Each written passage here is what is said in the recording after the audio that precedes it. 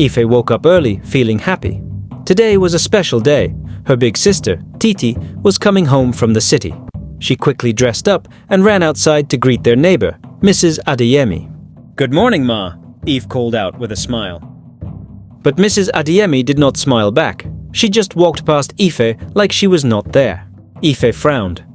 Maybe she didn't hear me, she thought.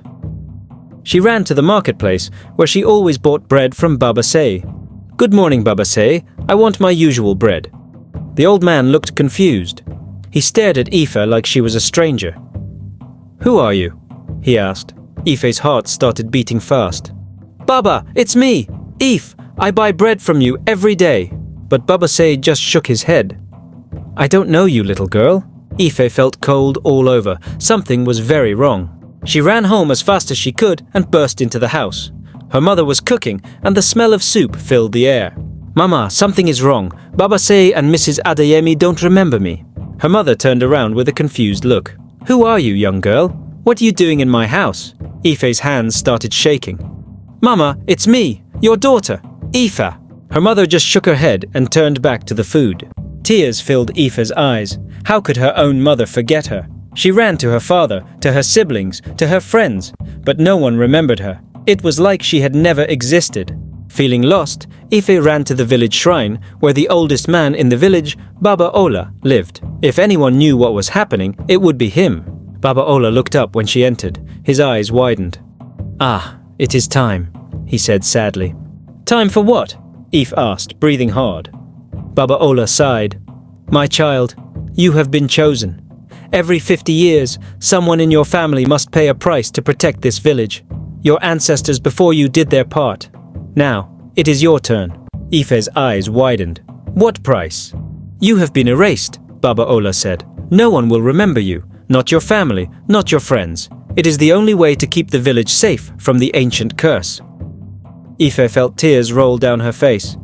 "But I didn't agree to this." Baba Ola shook his head.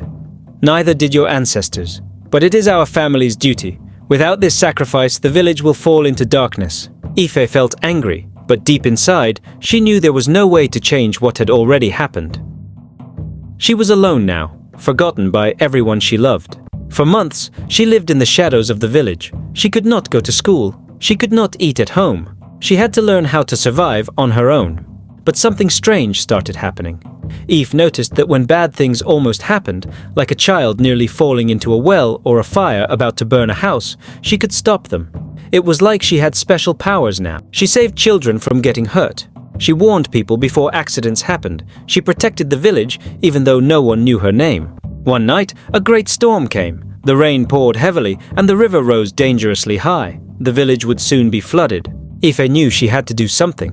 She climbed to the highest hill and called out in a loud voice, speaking the words Baba Ola had once told her. "The forgotten ones, rise with me. Let us protect our home." A strong wind blew, and suddenly Ife saw shadows of her ancestors, her grandfather, her great-grandmother, and many others who had once been forgotten. Together, they raised their hands, and the storm slowly calmed. The river returned to normal, and the village was safe. The next morning, the village elders saw footprints on the hill and knew someone had saved them. Baba Ola told them about Ife's sacrifice. Though they could not remember her face, they knew she was their hero. The village built a statue in her honor, calling her the Guardian of the Forgotten. And so, even though Ife was alone, her name would never be lost again.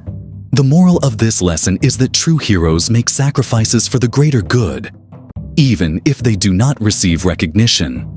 Eve's journey teaches us that selflessness and courage are more important than personal gain. Though no one remembered her, her actions protected the village, proving that doing the right thing matters more than being praised. In the end, her legacy lived on, showing that good deeds, no matter how unnoticed at first, will always leave a lasting impact. Thank you for watching. Kindly subscribe to Arena of Tales channels for more videos.